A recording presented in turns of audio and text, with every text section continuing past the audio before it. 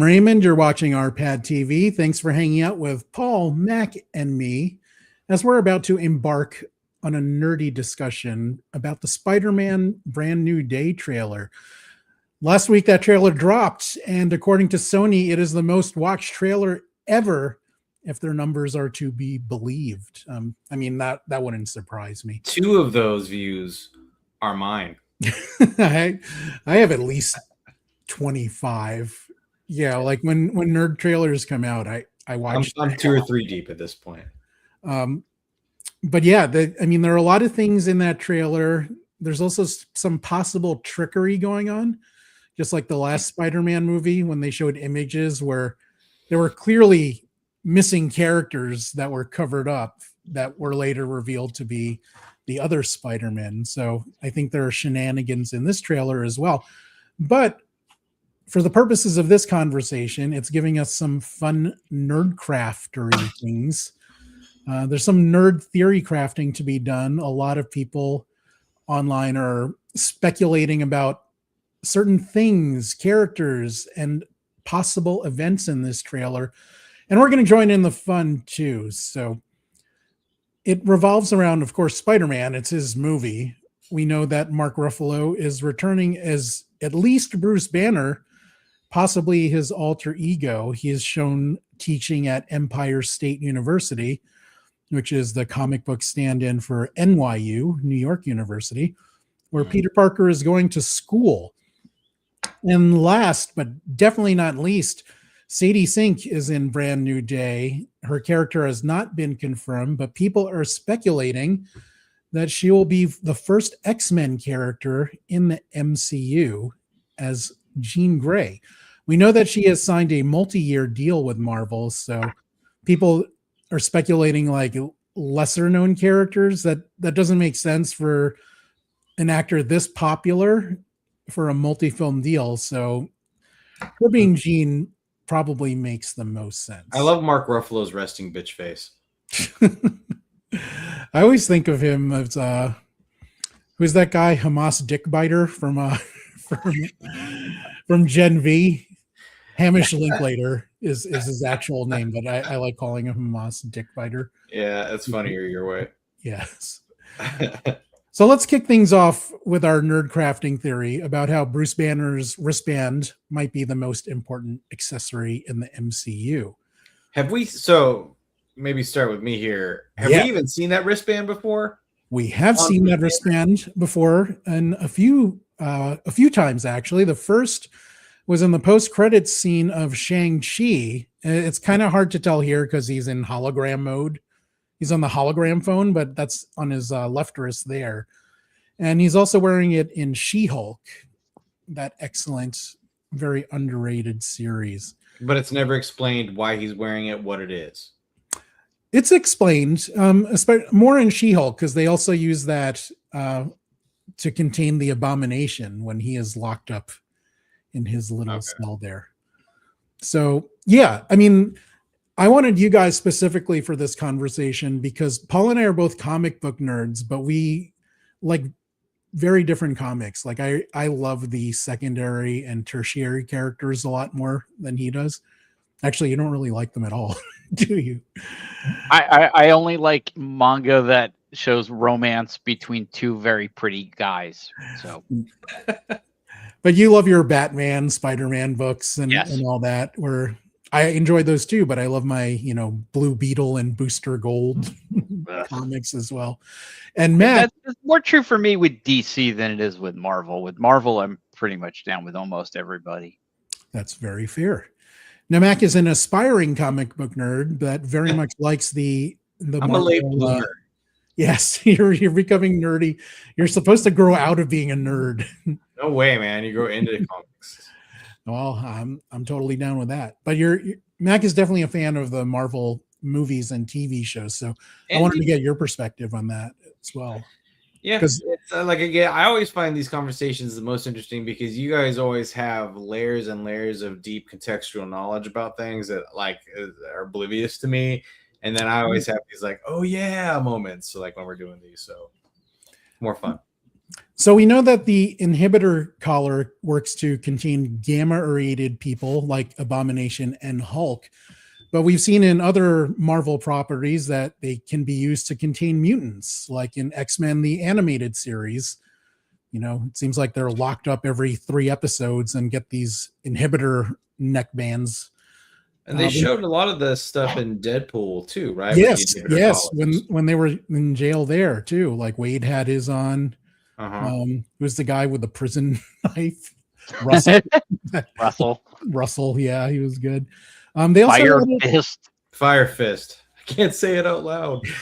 They also had it in lesser known shows, like even Gifted, that old Fox show that I think Carlos and I were the only ones that watched and enjoyed that. And part of it was because we like to make fun of it. But I also generally enjoyed some parts of it as well. So like the inhibitor tech is prevalent in other MCU shows or other Marvel shows, and certainly the comics. And we see Bruce Banner it's around his wrist in the Brand New Day trailer as well. So do you guys think there's anything there, or is it a nothing burger, or is it a red herring, Paul? I mean, I don't know. Because the thing is, the technology, it doesn't necessarily mean, given that the one that Bruce has is based on gamma radiation, it doesn't necessarily mean that it can be adapted for mutants. It doesn't mean it can't. But like you said, they have one that affects mutants. They had it in the Deadpool movie, which means it's in the Deadpool universe. Right. And if they are basically ultimately going to consolidate things into a single universe post Doomsday, then I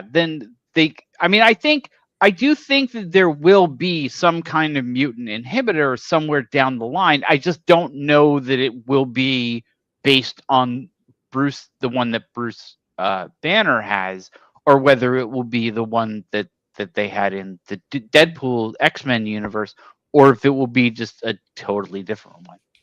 Yeah, I feel like the Deadpool one is the more natural like progression for that narrative, considering how much focus they gave it in the movie, including like very specific lines about explaining what it is, what it does, how it works, and like showing it in action. I feel like that's probably more of a lead into like this is coming back in a future, Marvel X-Men. Right, but that's another universe though. Yeah. So but I also think it's multi-universal now with Deadpool being able to jump, right?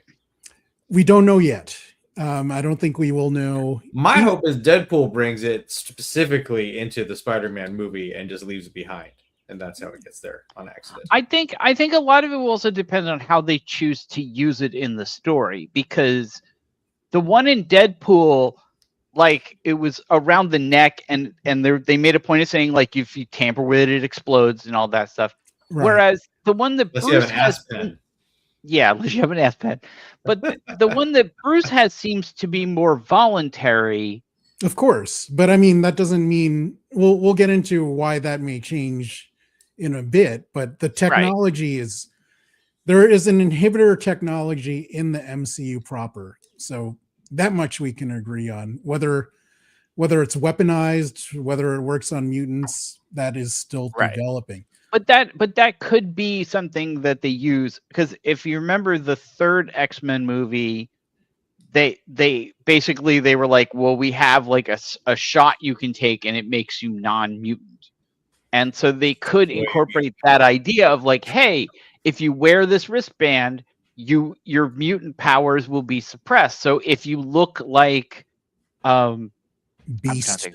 Yeah, well, no, because he can change. Like if you don't look human, you could wear this and be humanized while you go out in the world, and it's temporary. It doesn't and when you get home, you can be like, okay, cool. Right. And I will nerd correct you and say he could change, but eventually he's stuck in that form. So yeah, well, anyone who looks, who looks mutant Can you? I love that line in I think it was the second X-Men movie on Fox. Can you try not being a mutant? Yeah. But that would be it. That like there were people in that third movie who were like, "Oh, great! I can like not be a guy who looks like a rock monster and vomits lava every 10 minutes. Great." For sure. Or even You know. in the first, I mean, Rogue wanted her powers gone so she can, touch someone else Right. without killing them. It's always a nice side effect. So we know that the technology exists. We know that Banner uses it himself, and it was used supposedly a less powerful version on Abomination. Now, what do you think of Hulk possibly going on a rampage in Brand New Day? And that's how the technology gets loose, or how the government uses as an excuse to take the technology. Another rampage, right? Because hasn't he rampaged before? I mean, that's kind of his thing. And there's no Iron Man Right. thing to stop him this time.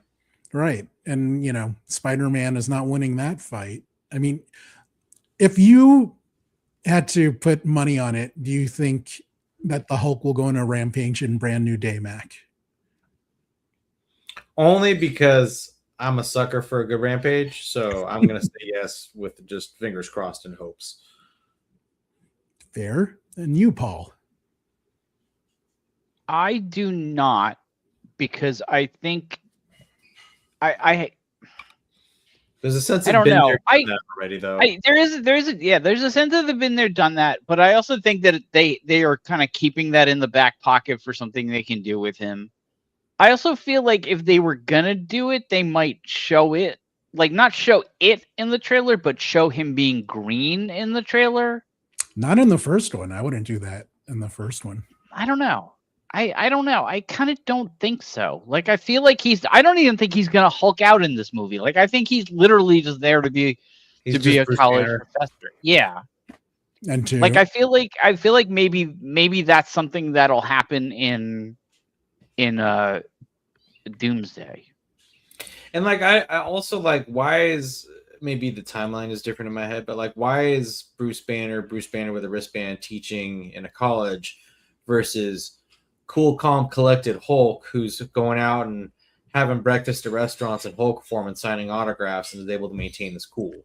This is after, because this is post snap. Do you remember his arm is all messed up? Dissolved and so this is what he's doing now, I guess. So this is post She-Hulk even. So this would be the most recent thing. And maybe he wanted to go to New York, or maybe Empire State. But I guess, like, why does he need the inhibitor now, like, versus like his ability to just be in Hulk form and be like totally cool, calm, and collected? Well, he's needed it since Shang-Chi, at least. So that's nothing new. He's needed in Shang-Chi. He needed it in She-Hulk.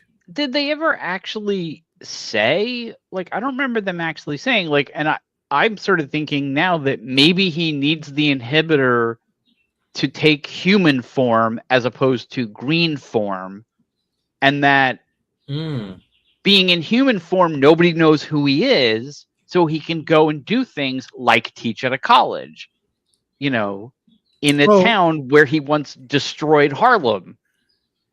Isn't it public knowledge that I don't think that's likely, because I mean S.H.I.E.L.D. had all his info.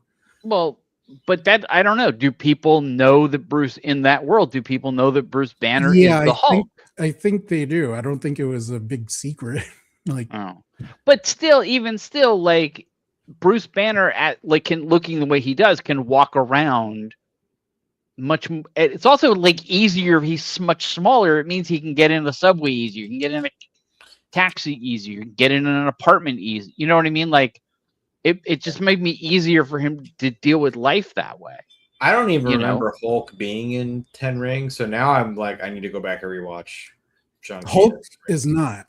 Banner only in that post-credit scene. And there are rights issues for that. Like Hulk can only appear in like team-ups because Universal has the rights to the character in green form. Yeah, Gotta get rid of all this like different people owning different characters and Yeah, I mean, you don't even need to do that. You just need Universal to go like, okay, look, do whatever you want with him. Just pay us a little money on the side, just don't. And we'll be good. Gordon. well, they would, but like that's a Suits issue, and yeah, I don't know. I kind of don't want to get into that because most of those people suck. So I don't know. I'd like to see, like Mac, I want to see Hulk go on a rampage just for funsies because that's always fun to watch. Yeah. You know, his tagline isn't Hulk hug, it's Hulk smash, right? So you want to see him do his thing. I still like when Smart Hulk pretended to have go on that rampage when they went back in time.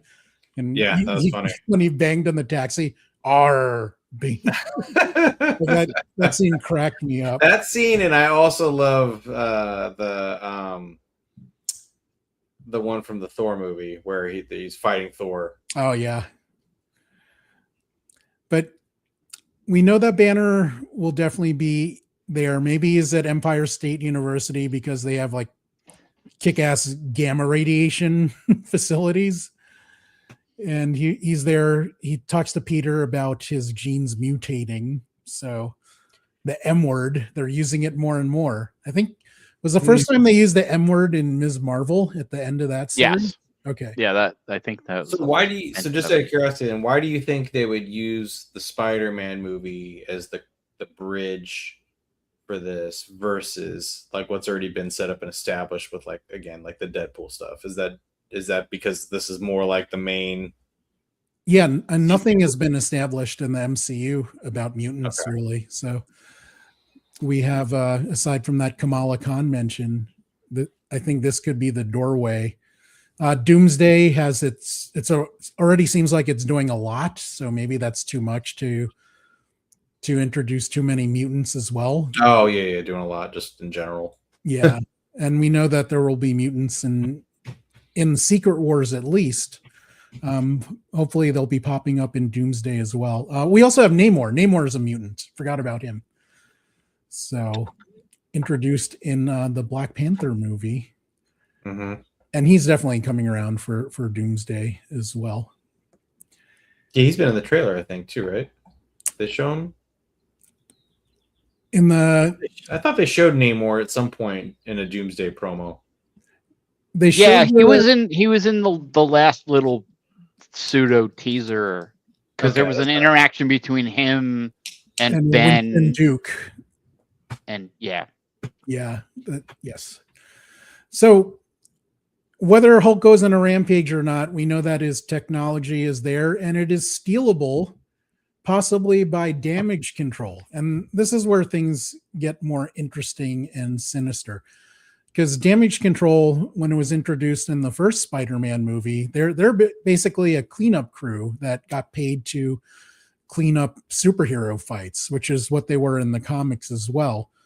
But as we've seen, they've becoming increasingly aggressive. They were going after superpowered people in the Ms. Marvel series. And we saw in Wonder Man that they were starting to go after people just to fill their very expensive prison. Paul, what do you think damage control? Do you think they'll continue to escalate into basically becoming MCU ICE? I mean, that would be the obvious thing to do. And yeah, it would be an interesting thing to do. I don't know. I mean, I guess it would depend on how much of a threat they view gamma radiated people, of which there's 4, but they're 4 very powerful people. So for the 4 gamma, it's Hulk, She-Hulk, Hulk's kid, and Abomination. So, I mean, it would be. They do need like an overarching bad guy. But like one that isn't Hydra, but kind of Hydra-ish in the sense of being like everywhere. So do you mean the MCU in general or this movie? MCU in general, yeah. They need like a low level, like constant sort of irritation, I guess would be a good way, like as opposed to like a real threat the way that like Hydra was, Right. like a government bureaucracy, Right. and Although, also like low level, I don't know if that's the right term, because if the government is after you, that well, no, what I mean is like low level in the sense that like damage control is never going to try and overthrow the world. right. Okay. But they are gonna they are gonna be, they're not like a threat as much as they are sort of an irritation. That they're not going to be like Hydra, they're not going to be like Doctor Doom, they're not going to be like AIM, like which we haven't really seen much, I don't think at all. Yeah. We need those classic AIM beekeeper costumes. I mean, they did do AIM in the MODOK show, but I don't think that's canon. What was AIM the acronym for? Advanced Idea Mechanics, I believe. Yeah. So yeah, I mean, I think them trying to get the banner tech, like whether they need it or not, really is a a question, but that wouldn't stop them. They would want to have it. It's the new shiny just object. in case. Well, they would want to have it in case like Bruce Banner does go on a rampage. That reminded me whether he ever actually goes on a rampage. I don't know. We don't know, but just in case, they may want it in case She-Hulk ever goes on a rampage, even though she's not going to go on a rampage. She's busy hanging out with Megan Thee Stallion. I even think rampage. That's too specific. I don't think they would want it for a superpowered person, rather than just have it in case, for any superpowered people that they want to put into their very expensive prison. You got to contain. I mean, it looks fancy and high tech, right?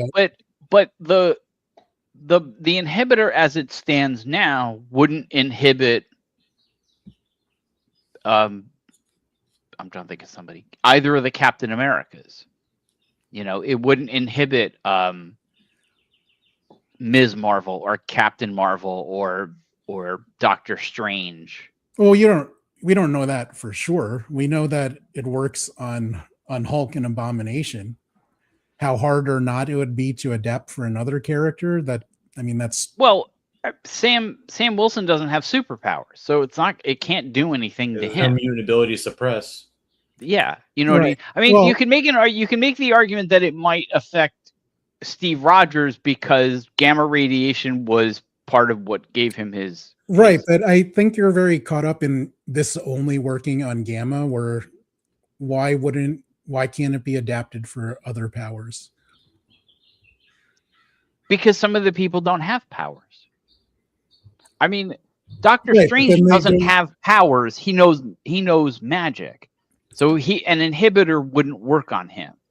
I don't know that. Then they're not containing him anyway. So, I mean, yeah, I think we're getting too broad and granular at the same time. Maybe. So that's a little weird. Mac, what do you think of damage? You said you wanted to go nerdy. Yeah, no, for sure. What do I think of what now? Damage control's role in this. It all makes sense, and like we've seen in the past, I feel like Marvel will play on certain kind of cultural things happening in the world. So kind of like you had said before, like almost having them turn into Marvel Ice to try and like round up the mutants and all that stuff. It makes sense if that's the lens that we're looking at through. Like, again, I think we all have to be looking through the lens of hoping that Banner's wrist device is what it is, and lenses. If that's the case, then the rest of what you're suggesting makes sense to me in terms of like a narrative that I could see happening. I think it's just coincidental that Ice happened to rise at this time, because mutants were always persecuted and locked up, like, as we've seen in the cartoons. Even art imitates life and vice versa. Yeah, I mean, mutants were always supposed to be like the minority of superheroes that were persecuted because people didn't understand them and they feared them.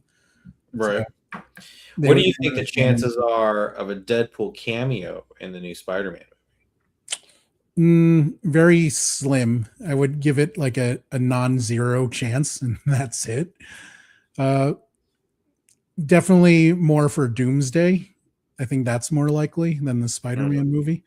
But it would be a fun post-credits thing to see him there. Those characters do have a connection. That's what I'm saying. Like, I feels like now, if of all of the different times, and also with a new Deadpool 4 movie kind of being discussed and possibly even like moving forward now, it seems like slipping in a Deadpool cameo in a Spidey movie would be an ideal scenario.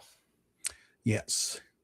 So I want to talk more about why damage control will be specifically dangerous because of a specific character in a bit. But first, Paul, why don't you give us an update on what's going on with your website, please? Well, let's see. What is going on with my website? Got a lot of good book stories in the works. Put up a couple of good things this week. Got some very exciting things coming up next week. First thing is short story collections, science fiction stories by Wesley R. Bishop called Planet of Ghosts and Other Stories. And yes, that is a dog with an inhibitor collar on it. No, it isn't. I was going to say, is this about like outer space William Taft? What's going on? It's about all kinds of things. It's published by a company called Space Boy, so you know it's going to be good old sci-fi. And then the other book that's coming out next week that I got an interview with is The Object by an author named Joshua T. Calvert.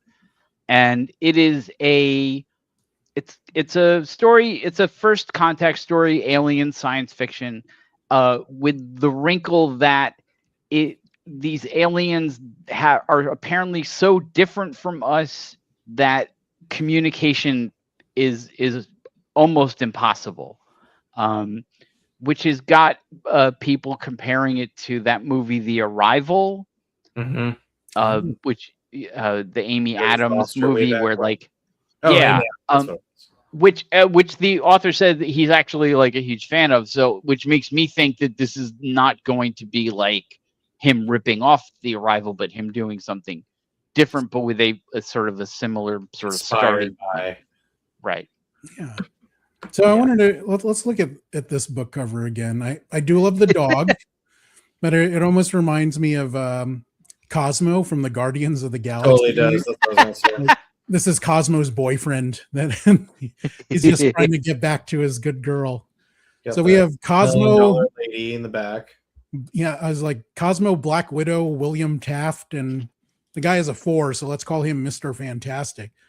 This pretty much looks like the best book ever. Don't forget the Ghosts in Love. Oh, I thought that's like a rocket ship or an electric toothbrush in the background. So. No, it's like a rocket ship. But yeah, I didn't even notice that those were I thought that was just like a blurry abstract thing until you mentioned they were ghosts. Well, you know, it's funny because like I'm looking at the image on the screen, which is the image of the cover that they sent me to run with my interview, and it looks like a man and a woman in a very ghostly thing. But I'm looking at the book cover, which I actually have the book already, and it is much more obscure what it is. So it looks like the old man stink coming off the old man's head. See, I just get William Taft. Like he steals that like cover. William Taft's head BO. William Taft. Do you have the cover in front of you? I just want to see if I can. Okay, yeah, that's definitely. Yeah, I see what you mean. You're totally right. But yes, check out those stories, and also check out the interview with our excellent friend Harold Goldberg on Semel.com. There's a direct link in the Facebook and YouTube descriptions. While you're there, Mac's Blue Sky handle is there as well. So follow Mac on Blue Sky. And if you want to support RPadTV, you know, like a good space dog or outer space William Taft, you should buy an RPadTV t-shirt available on Amazon.com.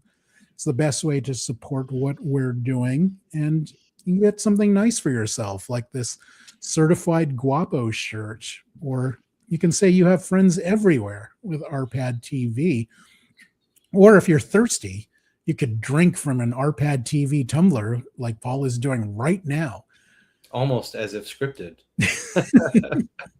Every time I drink from this thing, it always reminds me of the things that they have in bars that they use to make martinis. Oh yeah, the shakers. Yeah. Yes. Although we've been seeing a lot of Olivia lately, because Olivia Rodrigo's new album is coming out soon. She's doing a lot of press. I think it was Vanity Fair or whatever. They did a video with her cooking lumpia, famous Filipino food. That made me very proud. I was very happy she did that. While drinking palomas, a decidedly Mexican drink, but whatever. I do like a nice mezcal paloma. That is always delicious to me. So getting back to the topic at hand, Damage Control got scarier for me when I saw the Brand New Day trailer because of this character played by Semel Tillman. This is speculation that he is playing William Metzger, who's kind of like, I think we saw him first in the X-Men Children of the Atom comics. I'll probably get in trouble for this, but he's almost like a Charlie Kirk kind of character that hated mutants and went on different talk shows to talk shit about mutants. So apparently the MCU version of Metzger has a high-ranking position in Damage Control. So if he hates mutants, that's not going to be good for the X-Men or anyone. He's great in Severance. He is fantastic in Severance. So yeah, Mac, I wanted to get your thoughts on having Semel Tillman in the MCU. Instantly sold. Like, he's such a unique and dynamic actor that I want to see what he's going to do, especially if they're going to kind of align him to kind of be what I anticipate is like more blatantly evil. Yeah. In this than what we saw him as in Severance. Yeah. Like that's something I want to see. Yeah, and Severance that was more like layered and nuanced. We still don't understand him in Severance. But. Yeah. Whereas, I mean, he could be playing it totally different in Brand New Day, but William Metzger in the comics is just a straight up mutant bigot, which is important to establish how mutants are treated in the world. I mean, what do you think of? Are you a fan of this actor, Paul, or do you know him at all? I've never seen him in anything. I haven't watched Severance. I do wonder how, since you brought it up, how Charlie Kirk-ish he will be. Like, I feel like Disney is gonna want somebody in that role who is, as you said, prejudiced against bigoted. Mutants. But I think they're going to try very hard to not make him look like somebody specific. Yeah. Like, I think they're not going to put a bow tie on him and make him look like whatever. Tucker Carlson. Yeah. Stephen Miller. That's exactly right. They're not going to make him. They're going to try very hard not to make him look like there's not going to be a scene of him yelling like, "We'll do it live. We'll do it live." Yeah. Like they're going to try and like make him much more like not nondescript, but non-specific to people in our world, because they're not going to want that trouble. And I get that. You know, absolutely, 100%. And I think in a weird way that would almost like take, like, if he did come like across as like a, I mean, if he came across as like a black Charlie Kirk, I wouldn't know what the hell that means unless they gave him like a wife that wants to. Well, it's like that character in Chappelle's Show who's like the black KKK member, right? So he hates mutants and himself. I don't know. Right, that could work. The blind black KKK. Because that never happens. Because you never hear about like an anti-gay senator who turns out to solicit sex in a bathroom. Yeah, in an airport. You know the one. When you mentioned Tucker Carlson's bow tie, I always think of that Crossfire episode with Jon Stewart, where he's like, "Yeah, you're 35 years old and wearing a bow tie. Like, how am I supposed to take you seriously?" Right. But that's the thing. Like, I don't think they won't. I feel like they won't do that. Like, they won't have that guy host a show that's called the whatever his character name Factor.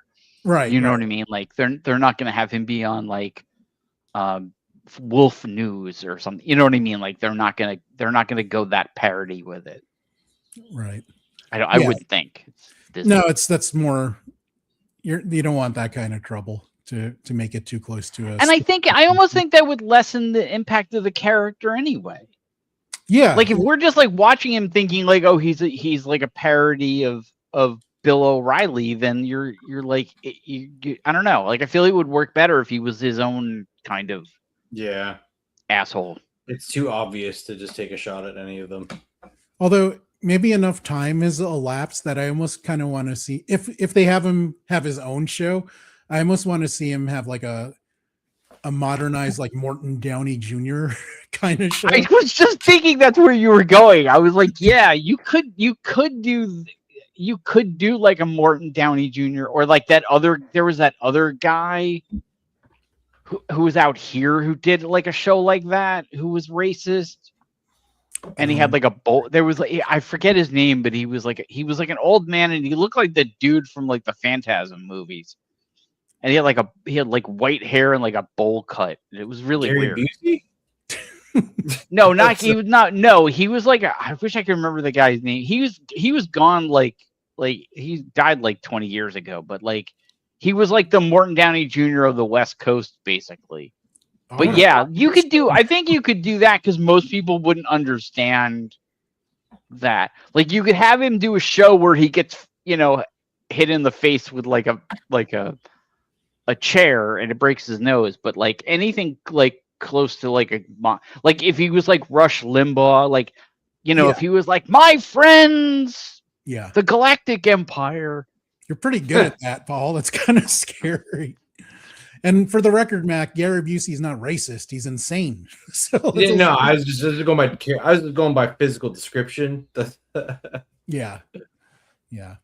I do like Paul's Gary Busey story is one of my favorite things ever. I don't know that, but we can save it for another time. Yes. It's on an old RPadTV episode. I should make a clip of that just because it's great. Breaking news. Damage Control tells RPadTV we are definitely not working on a mutant suppression technology. I believe them. I don't know. Trust us. Yes. But I think it would be good to have a slimy government agency. So let's connect all the dots. I mean, Paul, you seem skeptical that Banner's tech would be used to control mutants. Why do you feel that? I think I think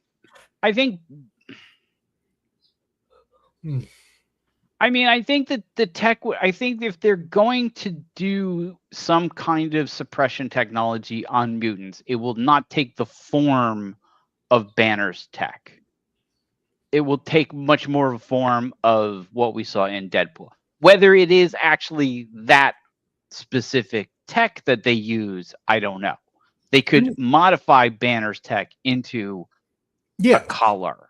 Yeah. I mean, it's not a jump from a wristband to a headband isn't to a neckband. It's not. But because the thing is, you could make a wristband that they can't just smash on a table or that they can't just remove. But I feel like having it around your neck makes it much more oppressive. Yeah, that's visually more striking. The risk of having your head blown off. Right, but it also just gives, it makes people think about slavery and having. But even the Deadpool thing was like, oh, if you tamper with it, boom, boom, your head's gone. If you have it on your wrist and you blow your hand off, people can live without a hand. Right. I mean, we've seen that in much fear. Suicide Squad. That's always been the premise there, that they implant chips in their neck. But Mac, what do you think of Banner tech being used to control mutants? I don't know. I'm like, after listening to you guys kind of go back and forth on it, I feel like I'm more in Paul's mentality of like,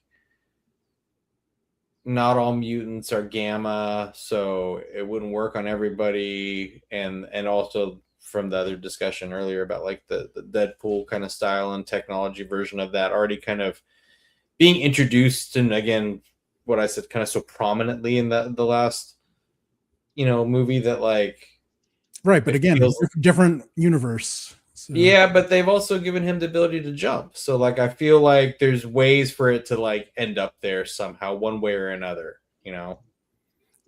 But that would also mean Deadpool being in this movie, which I really don't think It's not gonna happen, but a girl can dream, Yeah. damn it. So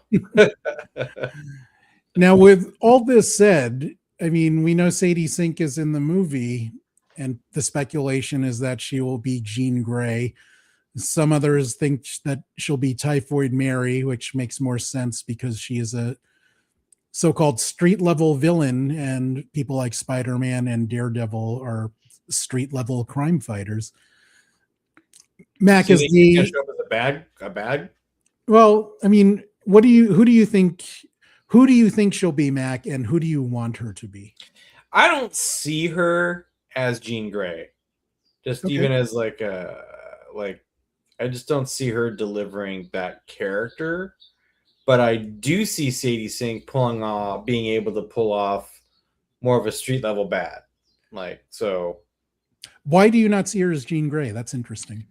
I don't know. I just like I don't get the Jean Grey vibe when I look at her. I don't know why. I mean, when they're first introduced in the comics, they're all kids going to school, which Sure. that is more of her age range or the characters she has been playing. So that would be familiar. Yeah, I'm not against it. I mean, again, like what a great way to reboot a character that we've become accustomed to over the years being played by what's her name? Famke Janssen. Famke Janssen, yeah. So it'd be a neat move to see. Because then she's coming back, like you said. Oh, and also Sophie Turner played her as well in these movies. So I don't know. Paul, how about you? Rewatch the Sophie Turner one. Who do you think she's playing, and who do you want her to be playing? I think it's probably Jean Grey based on what we've heard, but I have a question for you guys. Shoot. One of the things that they've not done in the Marvel movies is create a new superhero. It's always been everybody has always been somebody from the comics. In fact, 90% of the characters have been people from the comics. There's been very few original new standalone characters. What you're saying? Yeah, like we haven't had anybody wholly created with superpowers for the movies. Like, honestly, like in the movies, yes, but they made that native character in What If. Right. Okay, good. That's a good point. I'd forgotten about that. But what if she is playing a new character that they're making, that they're kicking off in the movies? Because like you say, she's supposed to be a street level character. Now you can kind of go, okay, well, she's a street level character. She's using her mutant powers to survive on the street, but she won't be a street level character for forever. It's just in this movie, she's like a pickpocket, but with her X-Men powers. But what if she's not? What if she's playing like a new character, or playing like an obscure character that hasn't been in the books for like 20 years or something like that? There has been some speculation that she's playing an obscure character from the whole spider totem things, which I don't know. To get an actor this popular and signing her to a multi-movie contract, I think you have to go with a known character. Well, if you're going to do that, then you could do, she could be playing Gwen Stacy. She could, but it appears she has powers, and then there has been a screen of her being captured by Damage Control. So I don't know why they would capture Gwen.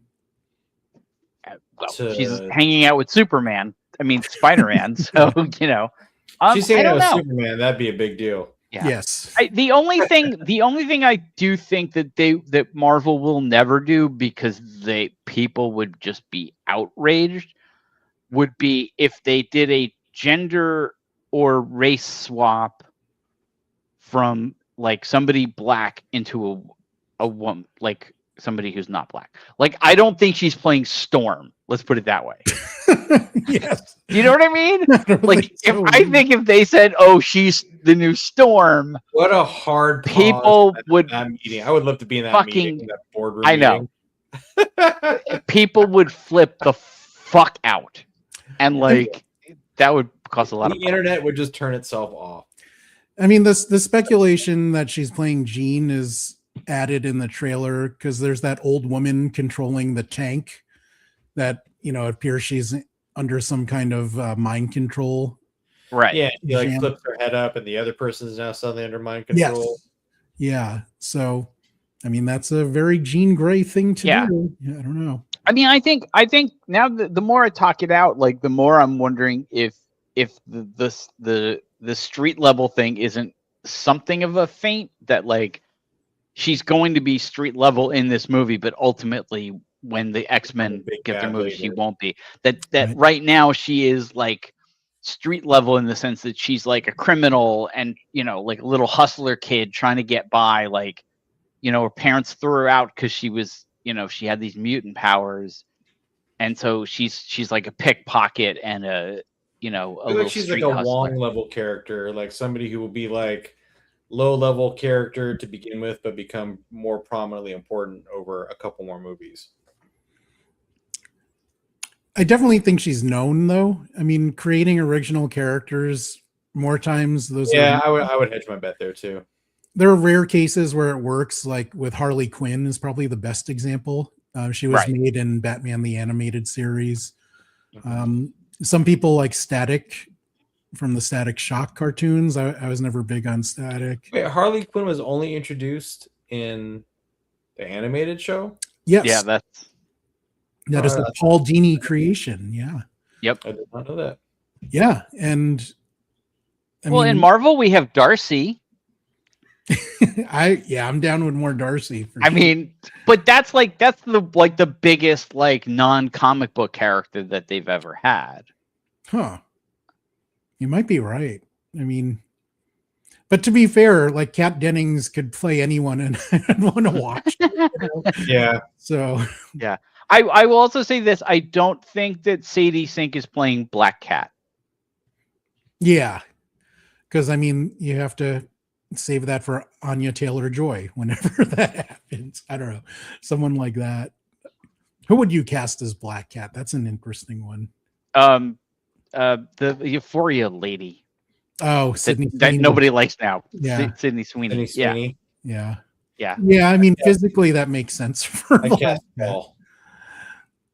One other moment in the trailer is this voiceover of a character saying that, you know, talking about spiders go through whatever 3 more metamorphoses. Yeah. And you thought it was Keith David. I thought it was Keith David too, who has not been confirmed for this movie. People are saying that it might be Marvin Jones III, who is playing Tombstone in this movie. I don't know. My big fear is that it's a Jackal and they're going to work in some of that clone nonsense from the comics, because I hated that clone stuff so much. I think Jackal is a cool character. He does have tie-ins. He has ties to Tarantula, who I believe they showed in the trailer, or at least one of the leaked screens. But if they do clone stuff in this movie, I'm not. I think they're going to try to avoid that clone stuff. There's a couple little storylines from Spider-Man that I think they're just like, no, everybody hates it. We're not going to do the clone. They're not going to do the dune buggy. I had that Matchbox car. That was cool. Yeah, you know what I mean? Like, or even in the comics, the precursor to Brand New Day was, you know, when they made that deal with Mephisto. Right. But it would be like they're not going to do a Batman movie and he's going to do the Bat-Tusi while holding a can of shark repellent. Like, it's just not. Well, you know, I think they're going to avoid that stuff. Save it for the Lego. They'll save that for the Lego Spider-Man movie. I mean, Mac, as the non-comic book nerd here, how do you feel about Keith David possibly being in this movie? Did you think that was his voice, first of all? I did, and actually, right when we started here, I went back and rewatched the trailer again, and in my head, it's Keith David's voice, right? Like that's who I hear. That doesn't mean it is. It's just that's the voice that I hear. And in my head, though, like any movie, if you add Keith David, is just going to be better. It's better, yeah. Yeah, it's not a bad choice. Like Keith David makes everything better. Could he be Goliath from Gargoyles coming back to hang out in Manhattan? He's not, but I love that show. Who do you think he might be, Paul? I think he'll be reprising his role as the president from Rick and Morty. Not the dad of and a bit of corporate synergy, because they're doing a spin-off of that. Oh wait, no, there is no corporate synergy. That's different. Corporate masters. I don't know. I mean, he could be in the movie, and it doesn't necessarily mean he's going to play. And the thing with Keith David, and I hate to say this, he's not a young man. No. And so they're not going to want him to take on a character that they're going to want to have for multiple movies, you know. For obvious reasons, yes. For obvious reasons that I don't want to talk about, because a world without Keith David is a sad, sad world. But you still got Bowie. Well, yes. That's still one of my favorite. That was my reaction to when we woke up the other day and Chuck Norris had died. I felt like Wade Wilson as like they just haven't told him that Bowie's dead. And he's like, still got Bowie. It's like, oh man, that's a better way to think about it. Still here. I mean, Paul, when we were talking about the trailer last week, you said you weren't sure what the movie's about, which is a good thing because I still have no idea. Well, this is something that I thought was interesting, that I've been thinking about, is every time a trailer comes out, people complain. They're like, oh, they're giving away the movie. And one of the things that I've come to realize is, no, they're not. Because what people I don't think people do, is they don't go back and watch the trailer after they've seen the movie. Because if you do, you realize that movies don't really give away. They may hint at things. They may they usually don't spoil things of great consequence in a movie. No, usually. And Marvel in particular has gotten good about making scenes specifically for the trailer that are not in the movie. Mm-hmm. As a way to throw people off the trail. Right. And if we talk about in the last Spider-Man movie, was it No Way Home? Was the last one? Yeah. They had that scene where, where Spider-Man. The three Spider-Mans jumping and the other guys are jumping the other way. And they edited out Tobey Maguire and Andrew Garfield. Right. Well, and what's interesting with this trailer is apparently there's a version that's been shown in Brazil where Spider-Man has his web shooters. You're right. Or I may have that reversed. And no, one version, they seem to be trying to get people to think that he will eventually have natural webs coming out of his wrists, and some people think that that's just a swerve as well.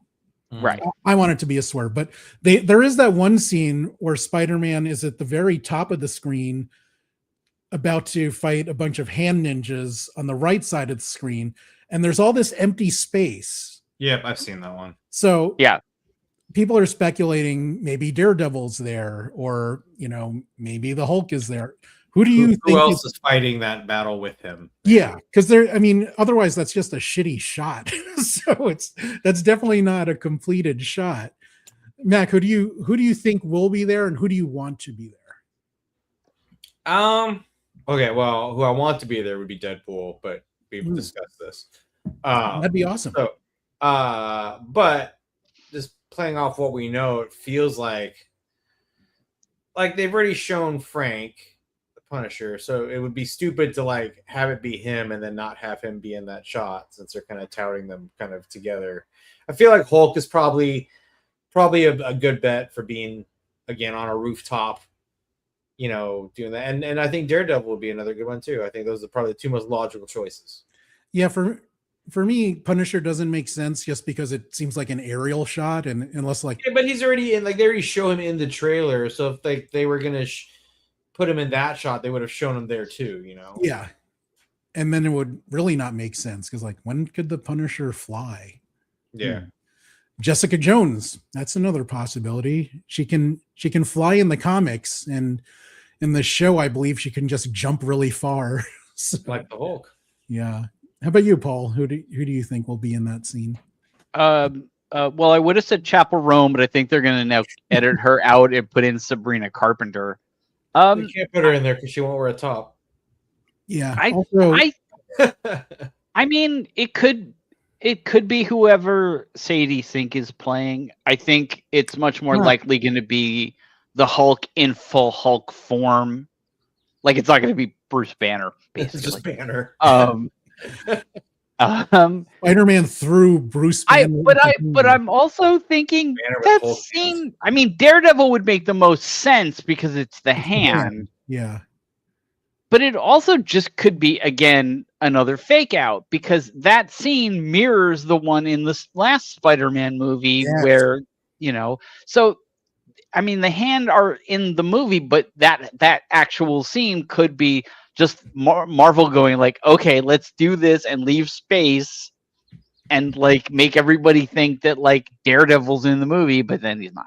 Right. Marvel's known for doing that for sure. I mean, like even way back when we revealed the Deadpool video game at Comic-Con, we hung a banner out for the few days beforehand that made it look like we were going to be announcing a Hitmonkey video game, and then the day of, we changed it and rolled down the Deadpool banner right in front of it. You know, so lots of false positives, trickery.